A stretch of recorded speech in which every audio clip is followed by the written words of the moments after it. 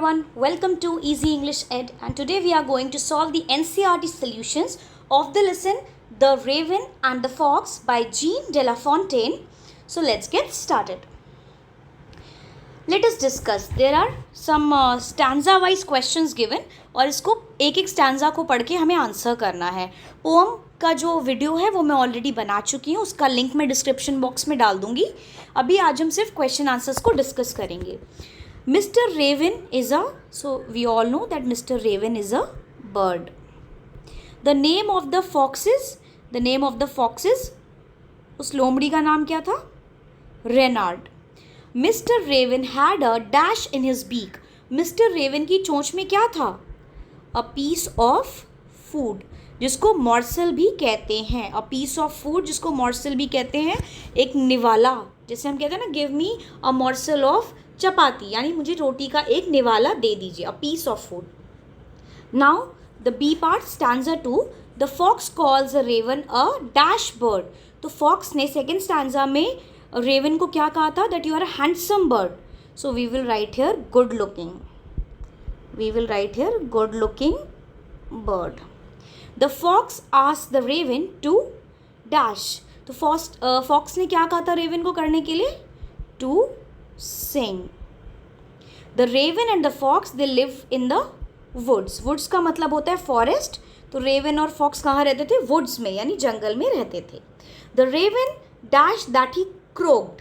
Stanza 3 में raven forgot. raven भूल गया था कि जो उसकी sound है वो croaking sound है. Forgot. The raven opened its beak to sing. raven ने अपनी beak क्यों open करी? गाने के लिए. Sing. The dash fell down. और क्या नीचे गिर गया? खाना. The food fell down. The fox dashed at the raven. In stanza 4 it is given the fox dashed at the raven. तो fox ने raven को क्या किया? वो उसके ऊपर हंसा. That is laughed. It is not the dash to be too proud of oneself. It is not, क्या नहीं करना चाहिए? To be proud of oneself. It is not wise.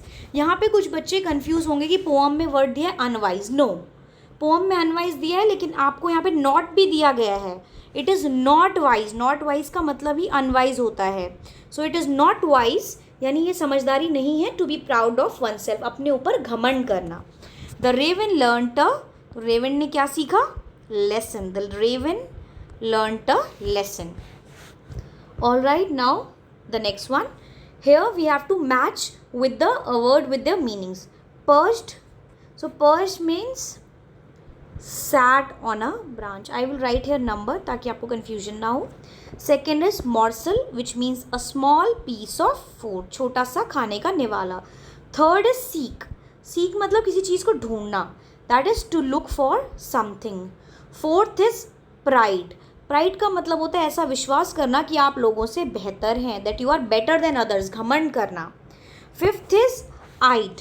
आइड मतलब लुक विथ इंटरेस्ट और समथिंग, एट समथिंग. किसी चीज़ को बहुत इंटरेस्ट से देखना, किसी चीज़ को पाना. आप किसी चीज़ को पाना चाहते हैं तो you are eyeing for that. Limb, branch of tree. See, हाथ पैरों को भी लिम्ब कहा जाता है, बॉडी पार्ट जो होते हैं, और एक पेड़ की टहनी को भी लिम्ब कहा जाता है. This is 6th one. And 7, a small area of forest with similar kind of trees. जहाँ पे एक साथ एक तरीके के पेड़ होते हैं, छोटा सा फॉरेस्ट होता है, उसको वुड्स कहते हैं. आई hope this is clear. Now let's move forward. Look at the pictures and number them in the order that they happen in the pome. सबसे पहले क्या हुआ? आप उनको 1 2 3 4 4 पिक्चर्स है, आपको ऑर्डर में बताना है सबसे पहले क्या हुआ. सबसे पहले एक रेवन को एक मॉर्सल मिलता है. So this is the first one. Then the fox saw raven sitting on the branch of a tree holding morsel in its beak. Then third, the fox praised raven. fox ने उसकी बहुत तारीफ़ करी, उसको बोला you are very handsome, और अगर आप गाएंगे तो आपको पूरे जंगल की चिड़िया आपको king बोलेगी. उसके बाद raven opened its beak to sing and the morsel it fell down. And then the last one, that the fox took the morsel and laughed and went away with it. All right, next one. Read the following lines and answer the question that follows. 3 lines and some questions are given. Sir Raven, you are a handsome bird. Such feathers, if you would only sing, the bird of these woods would call you king. तो यहाँ पे रेनार्ड the fox जो कह रहा है कि Raven आप बहुत ही सुंदर बर्ड हो, सच फेदर्स इतने सुंदर आपके पंख हैं, if you would only sing अगर सिर्फ आप गाते, the bird of these woods would call you king, कि इस सारे जंगल की जितनी भी चिड़ियाँ हैं वो आपको किंग कहती. तो सच फेदर्स का यहाँ पर क्या मतलब है, वो फेदर्स कैसे, सच फेदर्स का यहाँ पर मतलब है शाइनी एंड ब्यूटिफुल. तो जो आपका ए ऑप्शन है शाइनी एंड ब्यूटिफुल, इसको आप इसमें टिक करेंगे. All right. Now the second part, why would the birds of the woods call the raven king? कि जंगल की सारी चिड़िया रेवन को राजा क्यों बुलाएंगी? The fox is flattering the raven. जो लोमड़ी है वो रेवन को फ्लैटरिंग यानी कि उसकी चापलूसी कर रही है, उसकी झूठी तारीफ़ें कर रही है, by saying ये कहकर that if he sang the birds would call the raven as king, कि अगर वो गाएगा तो सारी चिड़िया उसको अपना किंग बुलाएंगी, उस जंगल का किंग बुलाएंगी. All right. Now the third question, why does the fox address the raven as sir? यहाँ पे सर रेवन लिखा है, तो रेनार्ड जो फॉक्स है उसने रेवन को सर क्यों बुलाया? The fox addresses the raven as sir to flatter him and make him feel important. उसको उसकी चापलूसी करने के लिए, उसकी झूठी तारीफ़ करने के लिए, ताकि उसको इम्पॉर्टेंट फील हो कि अरे ये मुझे सर बुला रहा है, इसका मतलब कि मैं इम्पॉर्टेंट हूँ. All right. Now let's move on. The raven who did not see the joke forgot that his voice was just a croak. He opened his beak in his foolish pride. अब यहाँ पर ये pome की कुछ lines हैं कि Raven ने जो जोक नहीं देखा कि जो रेनार्ड है वो उससे मजाक कर रहा है, झूठ बोल रहा है. Forgot that his voice was just a croak. Raven भूल गया था कि उसकी आवाज़ कोई मीठी आवाज़ नहीं है, बट एक क्रोकिंग साउंड है, एक बहुत ही कानों को चुभने वाली आवाज़ है. He opened his beak in his foolish pride. और उसने अपनी झूठी शान में अपनी चोंच को खोल दिया. Why did raven open his beak? After being flattered by the fox praise, यानी लोमड़ी की तारीफ सुनने के बाद, the raven opened his beak to sing. Raven ने अपनी चोंच को गाने के लिए खोला. क्यों खोला? To sing. Now the second part, complete the following with one word from the given lines. जो फॉक्स था वो क्लेवर था, तो रेवन कैसा था? How was the raven? The raven was foolish. We will write here foolish, that raven was foolish. All right. Now let's move to the next question. Question number 3. Why does the raven forget that his voice is just a croak? Raven क्यों भूल गया था कि उसकी आवाज़ सिर्फ एक कानों को चुभने वाला क्रोकिंग साउंड है? After being flattered by the fox praise, लोमड़ी की झूठी तारीफ़ें सुनने के बाद, the raven forgot, और रेवन भूल गया था कि उसकी आवाज़ क्रोकी है और उसने गाना शुरू कर दिया था. How does Reynard make the raven sing? Reynard ने कैसे रेवन को गाने के लिए मनाया? The Reynard praise the raven for his handsome appearance. पहले उसने बोला कि आप बहुत सुंदर दिखते हो, एंड टोल्ड हिम, और उसको ये कहा, that the birds of the woods, सारी जंगल की चिड़िया, वुड कॉल हिम किंग, उसको राजा बुलाएंगी, इफ़ ही कुड सिंग, अगर वो गाना गाएगा.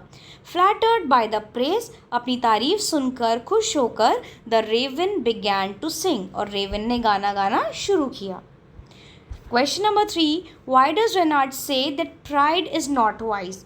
बाद में रेनार्ड ने ऐसा क्यों कहा कि घमंड करना समझदारी नहीं है? Reynard was right in saying that pride is unwise. उसने बिल्कुल सही कहा था कि प्राइड अनवाइज है. क्यों? As it can lead you to do foolish things that may ultimately harm you. As it can lead you, यानी अगर आप बहुत घमंड करते हैं तो इससे क्या होगा? आप बहुत ही फुलिश हरकतें करेंगे, बेवकूफ़ी भरी हरकत करेंगे, जिससे आपका ही नुकसान होगा. लाइक जैसे कि the raven lost his morsel, raven का मॉर्सल उससे छिन गया था, by believing fox lies about his voice and looks, क्योंकि उसने विश्वास किया था कि जो फॉक्स बोल रहा है मेरे बारे में, मेरे लुक्स के बारे में और मेरी वॉइस के बारे में, वो सच है. उसने उसको सच समझा और उसका नुकसान हो गया. All right. Now let's move forward. 6th question, give one reason why the teaching is quite a surprise. एक रीज़न बताइए कि टीचिंग यहाँ पर सरप्राइज क्यों थी रेवन के लिए? रेवन इतना शॉक में क्यों आ गया था, चौंक क्यों गया था इस टीचिंग से? The teaching is quite a surprise because the raven did not expect, क्योंकि रेवन ने एक्सपेक्ट नहीं किया था, टू बी ट्रिक्ड, कि उसे क्या कहा जाए, उसके साथ कोई ट्रिक हो रही है, उसको जो है बुद्धू बनाया जा रहा है, by the fox compliments and lose his food, और उसका खाना उससे छिन जाएगा, क्योंकि उसको ऐसा उम्मीद नहीं थी, उसको लगता था कि फॉक्स सच बोल रहा है. All right. Now seventh, imagine someone praises you too much, how would you react. अगर आपकी कोई बहुत तारीफ़ करेगा तो आप क्या करेंगे. सी, आप यहाँ पे लिख सकते हैं, वैसे ये सब्जेक्टिव आंसर है, आप कुछ भी लिख सकते हैं, पर जो मोस्ट सूटेबल आंसर है इस स्टोरी के मॉरल के अकॉर्डिंग वो ये है, if someone praises me too much I would try to stay humble. एक तो मैं एकदम हम्बल रहूँगा, मैं प्राइड में नहीं आऊँगा, मैं घमंडी नहीं बनूँगा, एंड बी कॉशियस, और मैं सावधान रहूँगा. I might politely thank them, मैं उन्हें प्यार से, आप उन्हें थैंक यू भी बोल सकते हैं, but I would also be careful not to let their compliments make me overly proud. लेकिन मैं इस बात का केयरफुल रहूँगा, ध्यान रखूँगा कि उनके कॉम्प्लीमेंट्स से कहीं मैं बहुत घमंडी तो नहीं बन रहा हूँ, या फिर it lead me to making unwise decisions, क्या उनके कॉम्प्लीमेंट सुन के कहीं मैं कोई गलत डिसीजन तो नहीं ले रहा हूँ. ऑल राइट, जैसे कि इस स्टोरी में रेवन ने गलत डिसीजन लिया था रेनार्ड द फॉक्स के कॉम्प्लीमेंट्स को सुनकर. I hope this is clear. Now let's move forward. आपको राइमिंग वर्ड्स बताने हैं, जैसे आपको limb, him. Now think about the rhyming words from stanza 2, stanza 3 and stanza 4. So the first one is limb, him, and the rhyming word would be beak, and the word is seek. Word, bird, then sing, और sing का rhyming word हो सकता है king. Then joke, the rhyming word will be croak. No, the rhyming word will be glow. Then again from stanza 3, pride, the rhyming word is eyed, and from last stanza it's unwise, and unwise का rhyming word होगा surprise. All right. Now next is a very important concept. पहले हम ये दो lines पढ़ेंगे जो pome में दी हुई हैं. For the raven held in his great big beak, the words big and beak begin with the same sound ब, big beak. Then second sentence, the song of sweet birds. अब यहाँ पर ये जो बिग बीक दोनों same letter से है, song of sweet दोनों एस से है. जहाँ पर भी एक सेंटेंस में अगर दो और दो से ज़्यादा शब्द एक ही कॉन्सोनेंट से बनते हैं, एक ही कॉन्सोनेंट से शुरू होते हैं, उसको है एलिट्रेशन कहते हैं. Alliteration, it is called alliteration. All right. Now pick another example of alliteration from stanza 2. तो यहाँ पर एक आपको पोम की लाइन दी है, that all the birds of woods would call you king. तो वुड्स और वुड ये दोनों W से स्टार्ट हो रहा है, सेम साउंड, दोनों सेम कॉन्सोनेंट से स्टार्ट हो रहा है. So that's why it's an example of alliteration. All right. Now let's move forward. आपको यहाँ पे ऑपोजिट्स को ढूंढना है और अपने टेबल को कंप्लीट करना है. पर्च का मतलब होता है बैठना, तो पर्च का ऑपोजिट होगा फ्ल्यू, मतलब उड़ जाना. I am writing numbers here. Forgot, भूल जाना, the opposite will be remembered. Third one is foolish. Foolish का मतलब होता है बेवकूफ़, and the opposite will be wise. Fourth is pride. Pride का मतलब होता है घमंड, और घमंड का opposite होता है जो घमंड नहीं करता, जो बहुत humble रहता है, that is humility. Fifth is laughed. Laughed का opposite होता है cried. Sixth is ignore, और इग्नोर का ऑपोजिट होता है किसी चीज़ को नोटिस करना, to notice. And last one 7. 7 is glow, और ग्लो का ऑपोजिट होता है डिम. ग्लो का मतलब चमकना, डिम का मतलब जो चीज़ बुझी बुझी सी रहती है. Now use any 4 words and to make the sentences of your own. आप जो है सेंटेंसेस बनाएंगे, तो it's very easy. The birds perched upon the tree in the morning, या the birds perch upon the tree. आप simple base root word से भी बना सकते हैं, the birds are perching on the tree, इस तरीके से भी. Then I forgot to do my homework, मैं अपना होमवर्क करना भूल गया था, I forgot to do my homework. Then आप बोल सकते हैं raven, raven was a foolish bird, raven एक बेवकूफ़ पक्षी था इस स्टोरी में. All rights, any word you can choose. Now let's take laughed. The baby laughed at the joker, छोटा बच्चा जोकर को देख के हंस रहा है. So that was all about this lesson. I hope this is all the question answers are clear. So please, if you have any doubts, go again through the video, and if you like the video, please subscribe to my channel, share it with your friends. Until then, take care, bye bye, happy learning.